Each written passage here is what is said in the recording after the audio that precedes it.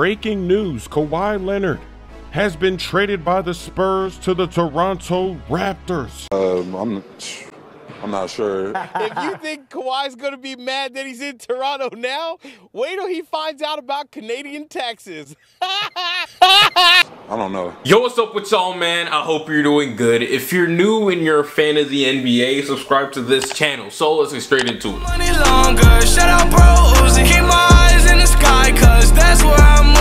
Say they wanna read my mind. So I'm sure we all heard the news by now. Kawhi Leonard and Danny Green has been traded to the Toronto Raptors for DeMar DeRozan, Jakob Poeltl, and a protected 2019 first round pick. Now, if you know me and have watched my past videos about the Raptors, you already know how I feel about them. Literally in my last video, I said that they're one of the losers this offseason because at the time they made literally no changes with their roster. Well, they changed that last night and made a bold move by trading for Kawhi Leonard. Now, first off, I just want to say this. We literally cannot label and decide who's the losers and winners out of this trade. We have to wait until next year when Kawhi's a free agent. So for all of y'all saying, oh, the Raptors lost their deal because Kawhi is gonna leave, you're gonna sound really stupid if Kawhi decides to stay. Kawhi Leonard is a really weird dude. He's one of those. He likes to keep to himself and do his own thing. To be honest, I wouldn't even be surprised if he didn't have any friends in real life. I'm just joking. Don't get hurt. What I'm trying to get at is that we don't know what's going on inside that man's mind. So we cannot label the Raptors winners or losers just yet. And if we really think about it, both of these teams benefit out of this deal. The Spurs get an all-star player who actually wants to play basketball for them, and they also get rid of Kawhi and his uncle, who are the root of this toxic problem. Plus they gain Jakob Poeltl, who is a really nice center who could end up starting for the Spurs later on down the line. And of course, let me not forget, they also got that 2019 protected pick. Now y'all, let's dissect this trade and start off with the Spurs. Now, to me, the Spurs have no choice but to be winners in this situation. Kawhi, Tony Parker, and his uncle are all gone now, and they replace them with DeMar DeRozan and Jakob Poeltl. Obviously, Kawhi is a way better player than DeMar DeRozan, and that's not even up for a debate. But with that said, the Spurs still got better. Last year, they basically played the entire season without Kawhi Leonard, and were able to win damn near 50 games. So this is obviously a good move for the Spurs. The only worry that I might have for them is how DeJounte Murray would fit alongside the Spurs starting point guard DeJounte Murray. He is not a shooter whatsoever. He likes to get most of his shots up in the paint, and that's a problem because DeMar DeRozan likes to do the same thing. Yeah, I can already hear some of you guys. DeMar DeRozan is a capable three-point shooter, but he's not really good at it. At the end of the day, we all know that's not his thing. So at first, the fit there may be a little awkward. But you know, at the same time, you gotta realize that the San Antonio Spurs have had one of the best coaching staffs in the league for a while now. So I do trust them and believe that they will be able to figure it out. Now,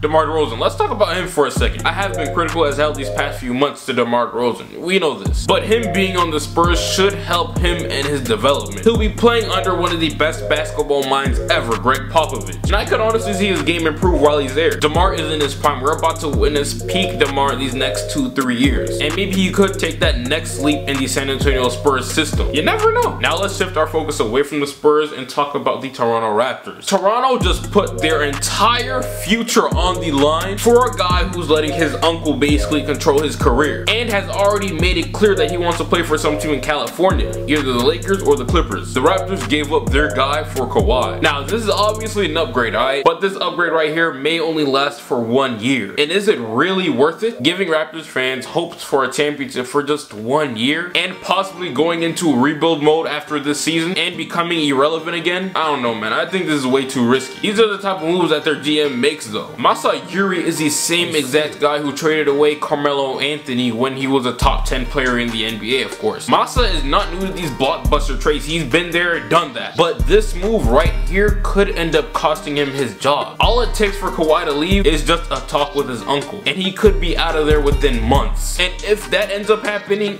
it's a GG. He'd be left with a 33-year-old Kyle Lowry who's declining and a couple of overpaid role players. So during the offseason, they won't have any wiggle room to make a pitch for the top free agents. They still might be a playoff team, but I definitely don't think they'd be the same threat as they were before. So this move by the Raptors could completely backfire. backfire. In the past, I was on record saying if the Raptors really wanted to win, they would trade away DeMar DeRozan. Because to be real, he's a choker and he isn't that guy. I said that they definitely should trade DeMar DeRozan, but not with this package under these circumstances. Let's look at this deal from the positive side of things. The Raptors now have a top 5 player in the world on their team and have one of the best starting lineups in the Eastern Conference. You got Kyle at the 1, Danny Green at the 2, Kawhi Leonard and Serge Ibaka at the 3 and 4, and Jonas Valanciunas holding down that big man spot at the 5. That is a serious lineup right there. And even after this trade, they still have a bunch of good role players. Their bench is still solid. In my opinion, this is a championship level roster. Everybody in their starting lineup, excluding Jonas Valanciunas, is an excellent defender and they can guard multiple positions. That starting 5 could easily be a top 5 defense, maybe even top 3 defense in the NBA next year. And offensively, they'd be great too. And I really do expect them to be just as good as the Boston Celtics and the 76ers. If everything pans out well and Kawhi's uncle doesn't have a hissy fit throughout the season, and if they end up re-signing Kawhi Leonard, they'll for sure be the winners of this trade. And all of y'all calling the Raptors dumb and everything will be regretting your words. And who knows, man, they actually have a strong chance of making the NBA Finals this year. So quick recap and review. As I said in the beginning of the video, we cannot choose whether or not the Raptors are losers or winners of this deal. Kawhi's free agency will determine that for us. If he actually re-signs with the Raptors, that's great and that's a massive W, because they got rid of DeMar DeRozan, who consistently choked when the lights were all pointed at him. So it's obviously great if they keep Kawhi, but if they lose him, which is kinda likely, it's a GG and it's wraps for the Raptors. Now for the Spurs, on the other hand, they take an automatic W. Last year they basically played the entire season without Kawhi, and they took the Golden State Warriors to a 5-game series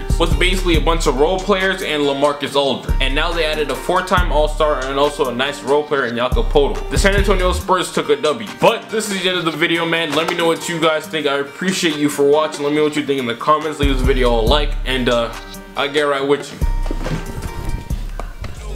No way, remember back when I couldn't get a play, no home, I ain't have a place to stay, I got to work, made the surf, free the way, so my girl, who'd ever thought?